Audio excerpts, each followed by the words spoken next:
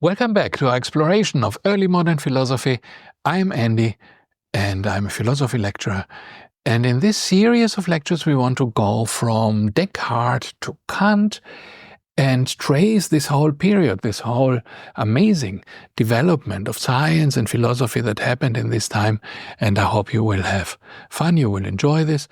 And today we want to have a look at Francis Bacon. If you missed the previous episodes, I recommend that you watch them, obviously, right? But especially the previous 2 or 3, where we talk about how modern science started and why it was so important, how science formed this whole image of the world that people had in their minds, how it changed it, and how it made our modern world possible, and also how it made modern philosophy possible. Philosophy did not develop by itself. It developed through science and through trying to actually emulate science in a way, or be a kind of science. And the first philosopher, scientist we want to look at briefly is Francis Bacon. Francis Bacon lived from 1561 to 1620. He was an influential politician. There were obviously no scientist careers back then. So obviously in this time, if you wanted to engage with science, you would have to be rich. If you were just a worker or some kind of merchant, you wouldn't have the time to do science. So this is why these first people who did science were noblemen. They were rich, influential people. Francis Bacon himself was a politician. He entered parliament at the age of 23 and later held various positions in government. It's important to not confuse him with the medieval philosopher Roger Bacon or the modern artist Francis Bacon, who lived from 1909 to 1992, exactly the same name, but of course a different person 500 years apart. So, Francis Bacon, the old one, in 1620 he was prosecuted for taking bribes. This was quite common at this time. I mean, I'm not trying to say that this was a good thing, but in a world where everybody's taking bribes, it wasn't anything special. And Bertrand Russell, in his History of Western Philosophy, comments that Francis Bacon was a man of his time, not better or worse than his contemporaries. So this is another interesting thing to keep in mind, right? That often we try to idolize these old people, these old philosophers, because they are so famous. We say, okay, they are so superhuman, right? These people, Bacon and Newton and Galileo. But in reality, they were people just like us, right? And many of them were not particularly good people, right? Or heroic people. They were just people who in their time were brilliant, they were intelligent, they did what they had to do. But as we see with Bacon, they were also flawed, they were also normal people. Bacon spent 5 years in retirement. He died of a cold, interestingly, which he caught while stuffing a dead chicken full of snow to see how long it would keep fresh. It was a refrigeration experiment. So this is funny just because he was so much of a scientist that he killed himself in a scientific experiment. Back then, of course, the medicine wasn't there. If you caught pneumonia or something while you played with your frozen chicken, then you were essentially going to die, which is what happened to him. It's just a nice little detail. So every time you get a chicken out of the fridge, you can thank Francis Bacon for his contribution to that. He is mainly known for the scientific method. Of course, the scientific method, again, is nothing that pops out of nowhere, right? Scientific method begins with the pre-Socratics, the Milesian philosophers in ancient Greek Miletus, where they already had a pretty good idea of how science is different from mythology and how it is different from tradition and how through observation we should create laws and so on. But at this period here, this becomes much more defined in a modern way, what science is and what can be accepted as a scientific finding as opposed to, for example, a religious belief.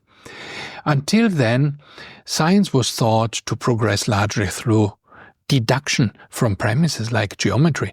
So people would think that you have some premises, perhaps even theological premises, statements of the Bible or statements of the church, and from there you would deduce from these premises some conclusions, and these conclusions would be your scientific results. And there was not much thought of induction, which is the process by which we find knowledge from observation. We observe one thing, we observe another thing, we observe a third thing, and then we say, okay, after observing all these things, now I can derive some knowledge from that, I can derive a rule from that. And this was not done clearly as part of the scientific project before Francis Bacon. So Bacon said we need to be a little more systematic. He did not completely work out induction, but he said we should first observe phenomena and make lots of observations and write down the results in big tables so that we have the data in front of us. And so this is a first very important step, data-driven science, right? The idea that we need to collect data. We cannot just observe one thing and say, a ball rolling down a slope and then say, okay, now this rolled down the slope and perhaps I measure it. If it's only one, it's not enough. I need to make repeated observations. I need to write the observations down in tables. Then I need to look at the tables and derive my laws from those. And then we need to test our laws that we derived from the observations on new observations. And much later, this was what John Stuart Mill also tried to do with his own 5 methods of inductive reasoning. John Stuart Mill from 1806 to 1873, of course, is the philosopher who is also one of the proponents of utilitarianism. And he also talked about the scientific method and how we should properly do science. And he had these 5 laws of the scientific method. The method of agreement, we find things where the observations agree with each other, and from this we derive some law. The method of difference, we look at what is different. Not only the agreement, but also the difference can help us find the limits of our laws. The joint method of agreement and difference, how we bring things together, but then also look at the contrasting elements. Variations and how variations relate to variations in the data, and these should produce variations in our theory, and the method of residues. Anyway, this is not the point now to talk about Mill, because we are talking about early modern philosophy, but I just wanted to tell you that there is this whole thing about how to do induction properly and how to derive laws from observation, and this begins with Bacon, and later continues with Mill and with many other thinkers. But there is one problem that remains with induction. And when I look at any inductive process where I have an observation, I look at many observations and I try to derive a rule, what happens is that I can never be sure of the result, right? Because let's say I say, what color do swans have? I look at a few swans, in Europe they're all white. Look at a few more swans, they're also all white. So I conclude swans are white. But this was in old times really a rule, a statement that people thought is really true. Swans are white. And then they came first time to Australia, where the first swans were black. There were no black swans in Europe back then, but there were black swans in Australia. So suddenly you had a black swan. And this shows you clearly the limits of this method, right? It's not about the swans, it's about the method and its limitations. Because you would think that all swans are white, but actually there are black swans and you never knew because you had never seen one. And this is the problem, can I be certain? How can I be certain that my statements, all swans are white, is correct? Can I be certain just by observing white swans? No, right? It's not enough. And this is where Popper comes in, a philosopher of science later, who said we need falsification instead of verification. So instead of just finding more white swans, I need to find a black swan, and then I can falsify my statement, and then I have a true scientific insight. So science progresses more or better or more validly, more safely by falsifying statements than by verifying them. And this always stayed, kind of a problem in this discussion about rationalism and empiricism, because empiricism could never claim to really have certain knowledge. Empiricism could always say, we observe phenomena, and the more we observe, the more likely we are to reach a truth about the world, but it's never certain in the way that the rationalist's truth are certain. If the rationalist says the sum of the angles in a triangle is 180 degrees, this is absolutely certain. There can never be a triangle that does not have that. While if I say, oh, it's ones are white, who knows, right? Perhaps there's a gray one, perhaps there's a black one, a pink one, who knows? Right? We are not sure that we have certain knowledge of the world just by doing observations.